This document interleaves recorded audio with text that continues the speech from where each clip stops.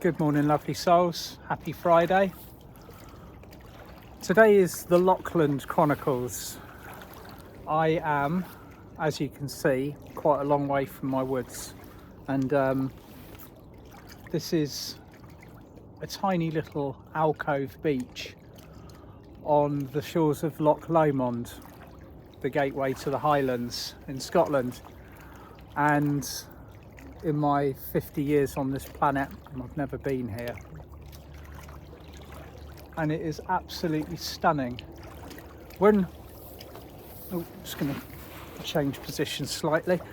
When I was on my way up here, didn't quite realise the magnitude of the eclipse that we had yesterday, so hope you all enjoyed it.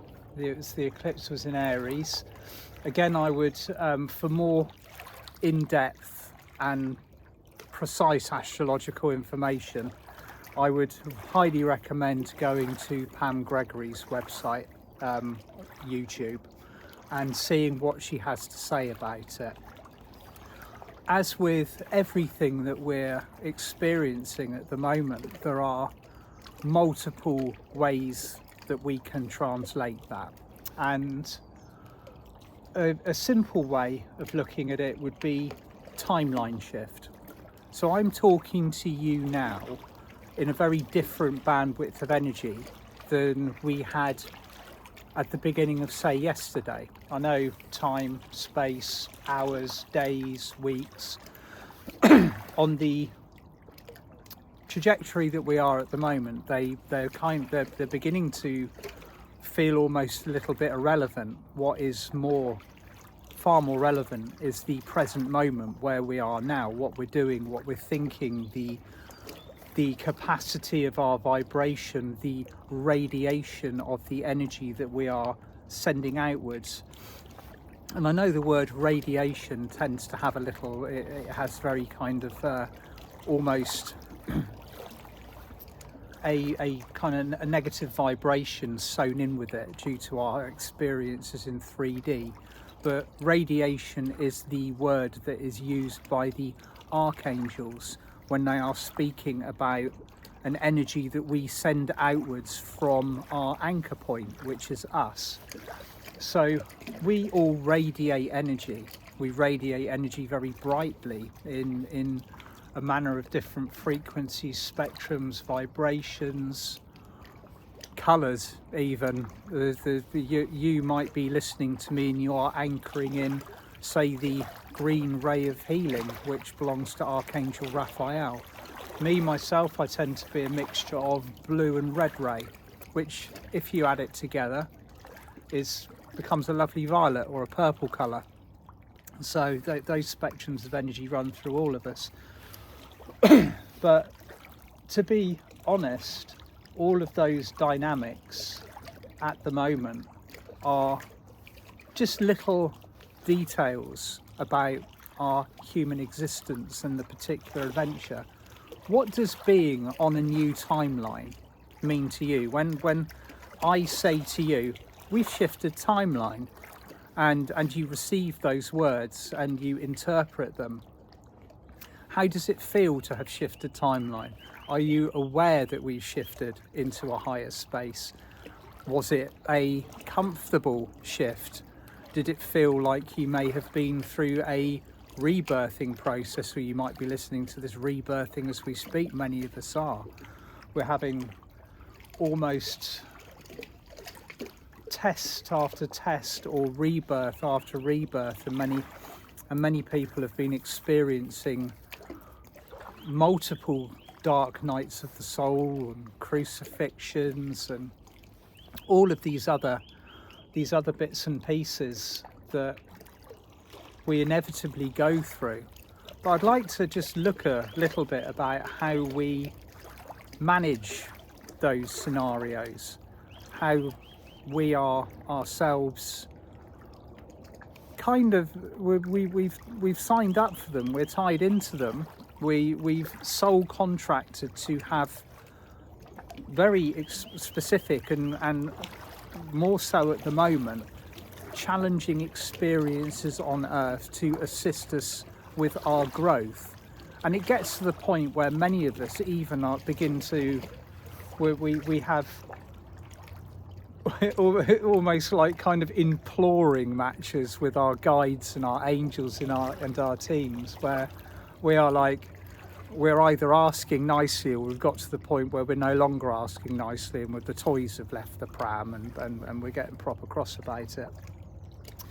But ultimately, what the purpose of these tests are for these continuous kind of rolling ball initiations are to get us to the point where we are an eye of calm within a stormy world. The world is stormy, as I've been speaking about for years. The only way is up. And I know it sounds like a bit of a cliche and a song from the late 80s. I don't know if you remember that Yaz song, The Only Way Is Up. You'll probably get that in your head now I've said that. And ultimately we're in control. We can have all of these very specific tests, experiences. We might have our our entire year mapped out astrologically for us, and we might look at that astrological map and go, oh my god, I'm in for an utter roller coaster. It's just going to be one big test. But in the center of that, we're in control of the ride. Okay, the heavens might be aligning in a certain way. So we experienced the eclipse yesterday. It's eclipse season now. We have another very powerful date coming up on the 2nd of May, so these continue. They never stop.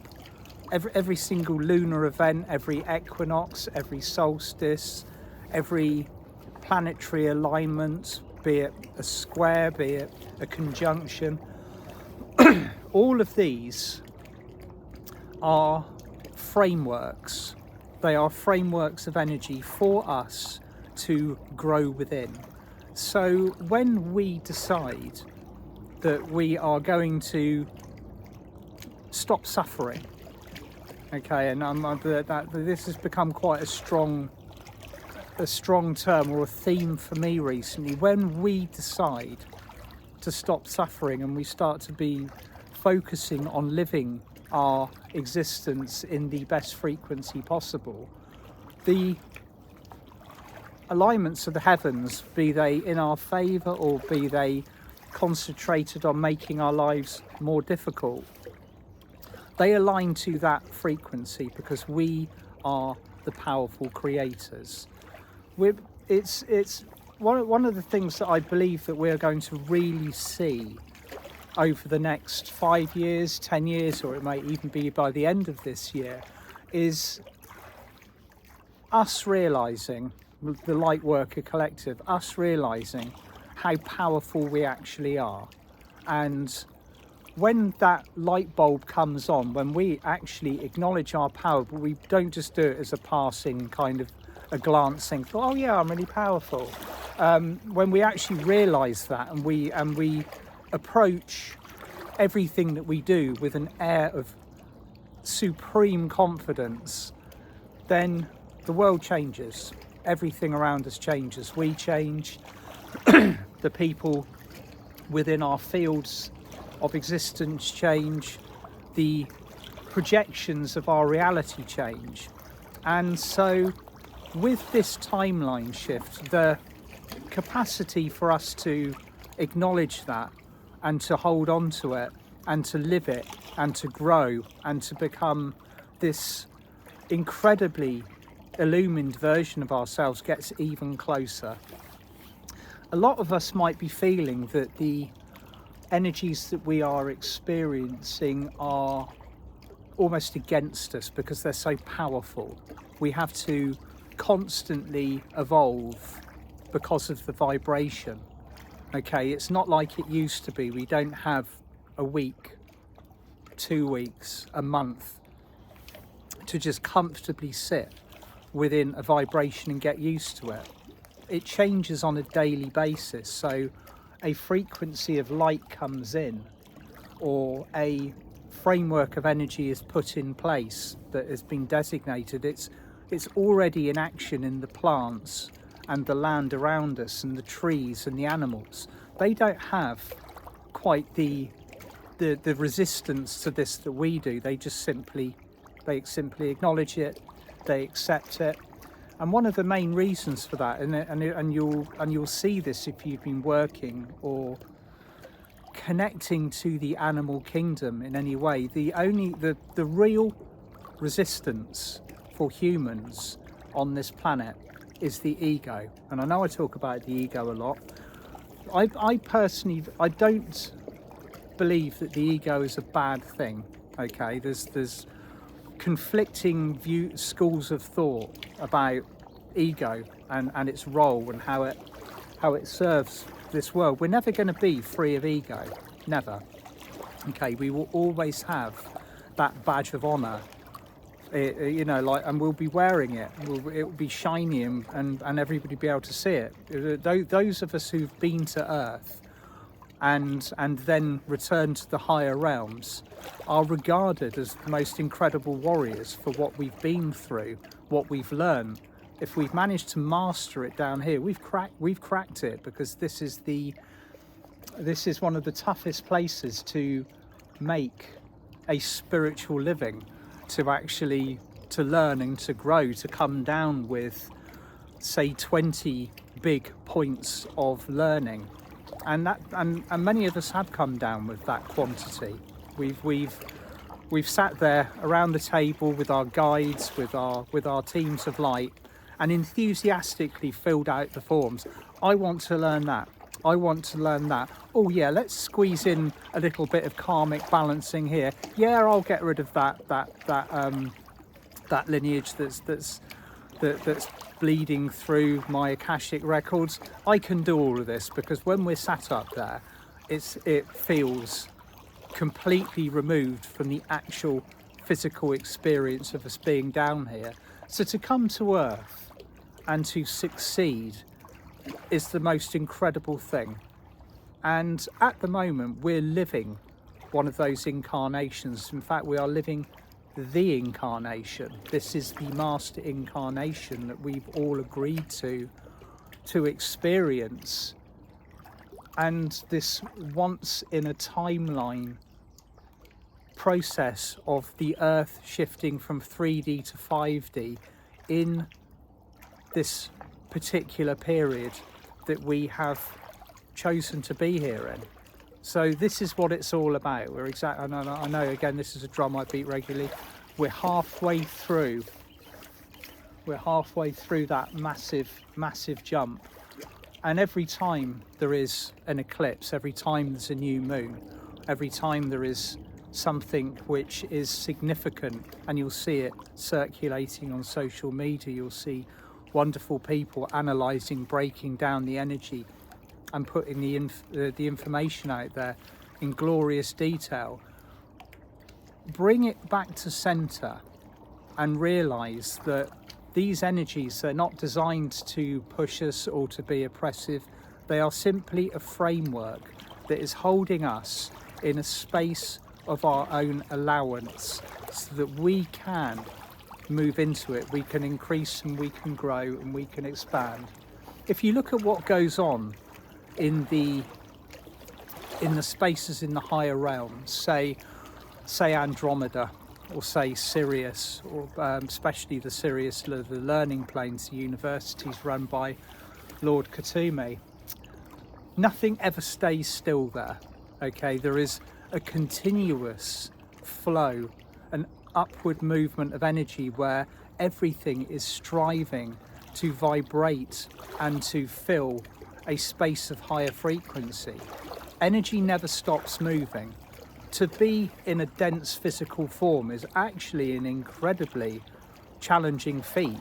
To get energy to do what it's doing here on the shores of this beautiful lake, where it's formed solid matter, almost like a programmed simulation where everything is tangible.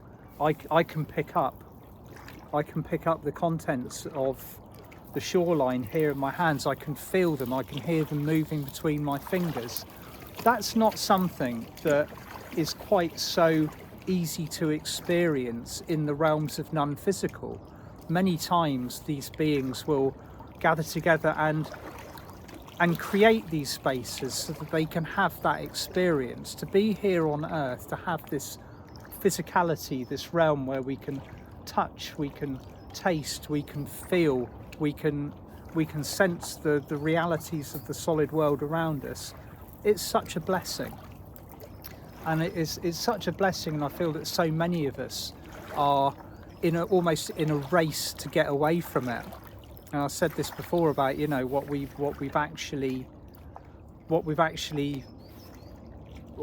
really need to be thinking about in this is, I feel like it's the race for 5D, the race to get away from what we've known. What we need to be doing, I believe, is, and this is what we've all agreed to do on some level, be whatever goal print or blueprint or facet of energy that we've agreed to as part of our master pathway. We are going to be experiencing this exquisite space in a heart space of 5D. That's the thing that genuinely excites me the most, is the potential to be living on this planet, having evolved past that point of lower consciousness.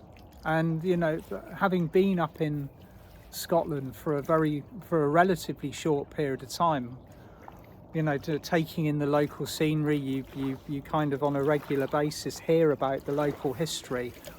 And like with most places in this world, the people that lived here over the last 2,000 years have had to fight. They've had to fight for their freedom. They've had to fight for their pieces of land, for the laws that have been set in place. So 3D has been a very hard ride. It's been a hard ride because particularly for the last 2,000 years, it's all been about survival. And many of us are still caught up in that survival mode. We're still here kind of experiencing this with those programs running, waiting for the hammer to drop.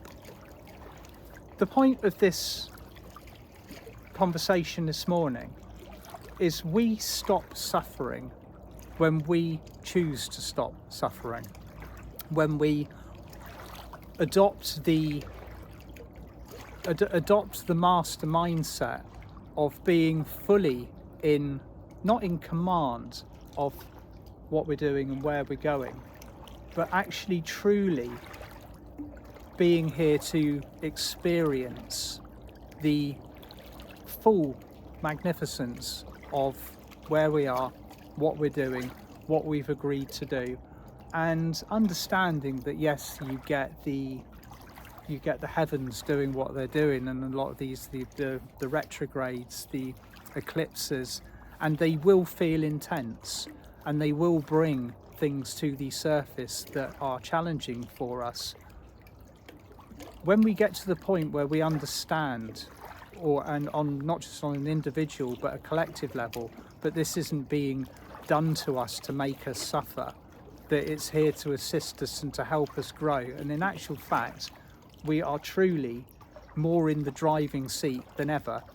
Astrology, as many of you will heard, is simply it's a framework of energy to work in. It doesn't define what we actually go through here.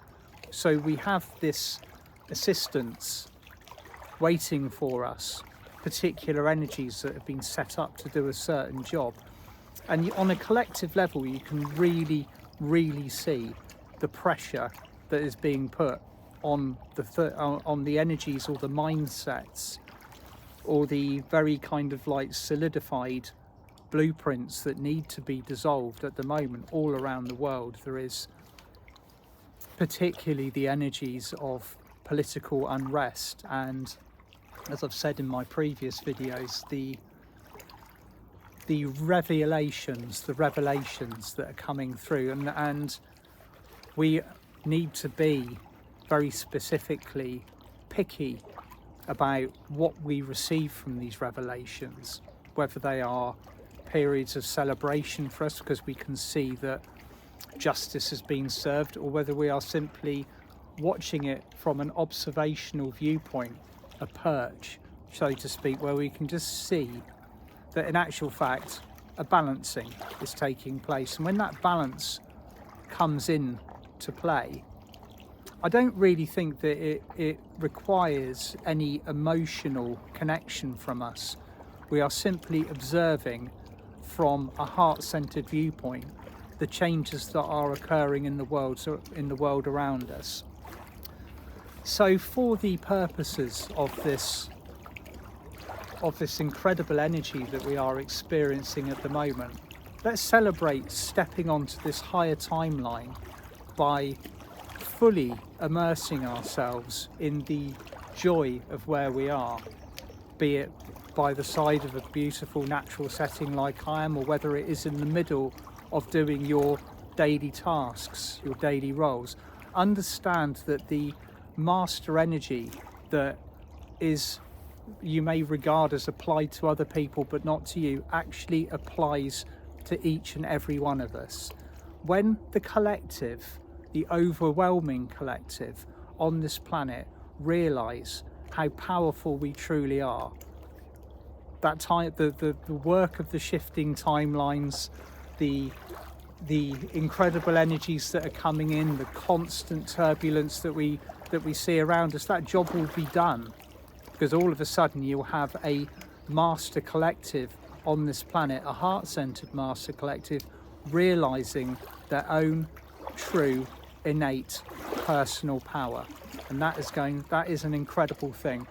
It's something that comes and goes at the moment. Let's be honest. One day we can wake up feeling like the most incredible golden shining ascended masters, and the next day we can wake up feeling like we've been hit by a bus. That's the ride. And when we're getting the low points, it's very important to step back, take care of ourselves, fill ourselves with love, but remember who you truly are. Remember. Sending you all so much love. I will be back in the woods on Monday morning. I just want to give a shout out for my upcoming talk. I'm going to be in Bournemouth, my local area, on the 25th of April. It'll be Tuesday evening, and I'll be talking about how we are the light. And after that, I've got two exciting events. One coming up with my good friend David Essery on the 2nd, and we're going to be diving into the master incarnations, and then I'm going to be back with the wonderful Paul de Carey on the 5th, and we've got a really exciting high frequency workshop for that, and the details will be in the text below. So sending you all so much love, and I'll see you soon. Bye for now.